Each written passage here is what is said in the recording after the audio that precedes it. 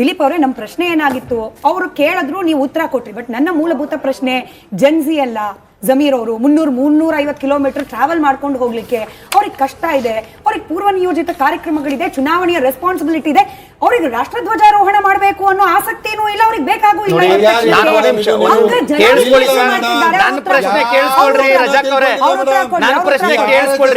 ನಾನು ಉತ್ತರ ಕೊಡ್ತೀನಿ, ಕೇಳಿಸ್ಕೊಳ್ರಿ. ನಿಮ್ಗೆಲ್ಲ RSS ಜಪ ಬಿಟ್ರೆ ಬೇರೆ ಯಾವ್ದು ಗೊತ್ತಾಗೋದಿಲ್ಲ ಮೇಡಮ್.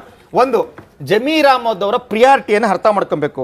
ಏನ್ ಪ್ರಿಯಾರಿಟಿ ಹೇಳಿರ್ತಕ್ಕಂಥದ್ದವರು ಕೊನೆಯ ಲೈನ್ನಲ್ಲಿ ಸದರಿ ಜಿಲ್ಲೆಯಲ್ಲಿ ಬರ ಪರಿಸ್ಥಿತಿಯನ್ನು ಅಧ್ಯಯನ ಮಾಡಿ ವರದಿ ಸಲ್ಲಿಸುವ ಹೊಣೆಗಾರಿಕೆಯನ್ನು ನೀಡಲಾಗಿದ್ದು ಅದನ್ನ ನಾನು ಮಾಡಿದ್ದೀನಿ ಅಂತ ಹೇಳಿದ್ದಾರೆ. This is priority of the Zameer Ahmed.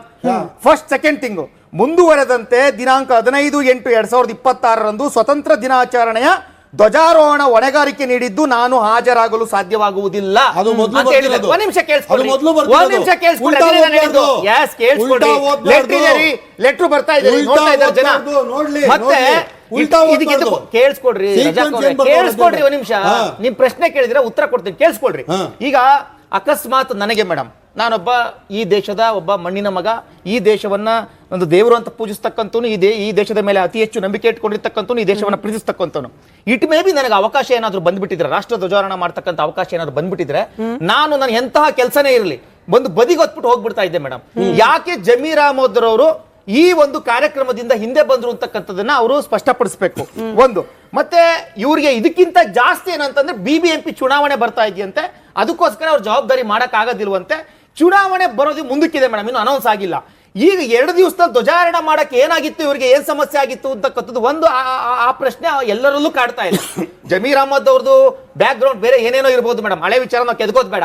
ಇವತ್ತಿನ ವಿಚಾರ, ಯಾಕೆ ಜಮೀರ್ ಅಹಮದ್ ಅವರು ಧ್ವಜಾರೋಹಣದಿಂದ ದೂರ ಉಳ್ಕೊಂಡ್ರು ಅಂತಕ್ಕಂಥದ್ದು ಜನರಲ್ಲಿ ಎಲ್ಲರಲ್ಲೂ ಪ್ರಶ್ನೆ ಉಳ್ಕೊಂಡಿದೆ.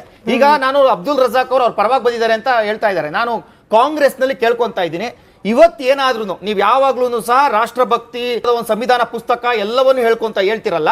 ನಿಮಗೇನಾದ್ರೂ ರಾಷ್ಟ್ರ ಪ್ರೇಮ ಇದ್ರೆ, ಸಂವಿಧಾನದ ಮೇಲೆ ನಂಬಿಕೆ ಇದ್ರೆ, ಇವತ್ತು ಜಮೀರ್ ಅಹಮದ್ ಅವ್ರನ್ನ ಆಚೆ ಇಡಿ. ಇದೊಂದು ಸ್ಪಷ್ಟವಾಗಿ ರಾಷ್ಟ್ರಧ್ವಜಕ್ಕೆ ಮಾಡಿರ್ತಕ್ಕಂಥ ಅಪಮಾನ, ಸ್ಪಷ್ಟವಾಗಿ ರಾಷ್ಟ್ರಧ್ವಜಕ್ಕೆ ಮಾಡಿರ್ತಕ್ಕಂಥ ಅಪಮಾನ. ಸುಮ್ಮನೆ ನೋಡ್ರಿ, ಇಡೀ ಇತಿಹಾಸದಲ್ಲಿ ಯಾವ ಒಬ್ಬ ವ್ಯಕ್ತಿನೋ, ಯಾವ ಒಬ್ಬ ಶಾಸಕ, ಯಾವ ಒಬ್ಬ ಮಂತ್ರಿ ರಾಷ್ಟ್ರಧ್ವಜವನ್ನು ಆರಿಸೋದಿಲ್ಲ ಅಂತ ಹೇಳಿರಲಿಲ್ಲ. For the first time Zameer Ahmed ಹೇಳಿದ್ದಾರೆ. ಫಾರ್ ದ ಫಸ್ಟ್ ಟೈಮ್ ಇದಾಗಿ ರಾಷ್ಟ್ರಭಕ್ತಿ, ಇದಾಗಿ ರಾಷ್ಟ್ರ ಪ್ರೇಮ, ಇದನ್ನ ದೇಶಕ್ಕೆ ಹೇಳ್ತಿರ್ತಕ್ಕಂಥವ್ರು ಏನ್ ಹೇಳ್ತಾ ಇದ್ದಾರೆ? Zameer Ahmed what message is giving? ಏನ್ ಕೊಡ್ತಾ ಇದ್ದಾರೆ? ಏನ್ ಕೊಡ್ತಾ ಇದ್ದಾರೆ? ಏನ್ ಮೆಸೇಜ್ ಕೊಟ್ಟಿದ್ದಾರೆ? ಈ ಲೆಟರ್ ಮುಖಾಂತರ ಜಮೀರ್ ಅಹಮದ್ ಅವರು ಏನ್ ಮೆಸೇಜ್ ಅನ್ನು ಕೊಟ್ಟಿದ್ದಾರೆ?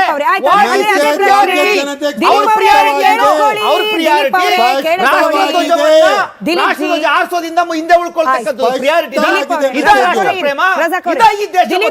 ನಾನು ರಜಾಕ್ ಅವ್ರಿಗೆ ಹೇಳಿದ ಹೇಳಿಕೆಯನ್ನೇ ನಿಮ್ಗೂ ಹೇಳ್ತಿದ್ದೀನಿ. ನಿಮ್ ಪಕ್ಕದಲ್ಲಿ ಕೂತಿರುವ ಅಶ್ವಿನ್ ಅವರ ಆರೋಗ್ಯದ ದೃಷ್ಟಿಯಿಂದ ಅದನ್ನೇ ರಜಾಕ್ ಅವರು ಸಹ ಅದನ್ನೇ ಫಾಲೋ ಮಾಡಬೇಕು. ಆಯ್ತು, ಇಟ್ನಾಳ್ ಸರ್.